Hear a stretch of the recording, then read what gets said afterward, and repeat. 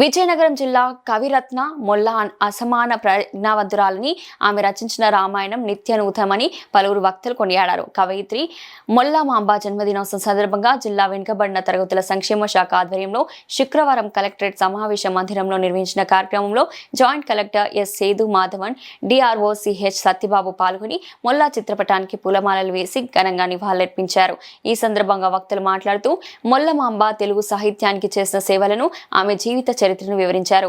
ఈ కార్యక్రమంలో జిల్లా బీసీ సంక్షేమాధికారి జ్యోతిశ్రీ, సాంఘిక సంక్షేమ శాఖ డిడి అన్నపూర్ణ, సహాయ బీసీ సంక్షేమాధికారులు, వసతి గృహ సంక్షేమాధికారులు, కుమ్మరి శాలివాహన సంఘ నాయకులు R Srinivasarao, K Ramana, B Appalaswamy, Ambati Srinivasarao, N Ramarao, S Venkataramanamurthy, P Venkatrao తదితరులు పాల్గొన్నారు.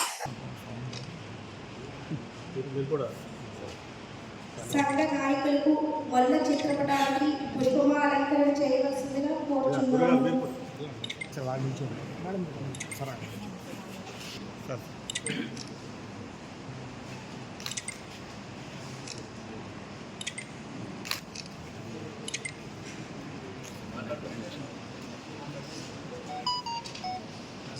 ఉండాలి.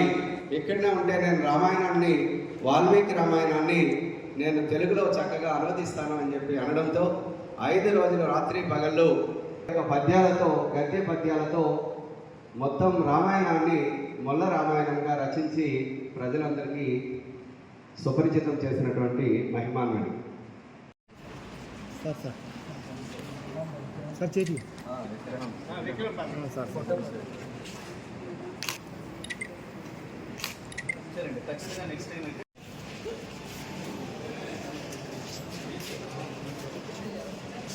అందరూ కూడా అక్కడికి హాజరు కావాల్సిందిగా కోరుతున్నాను.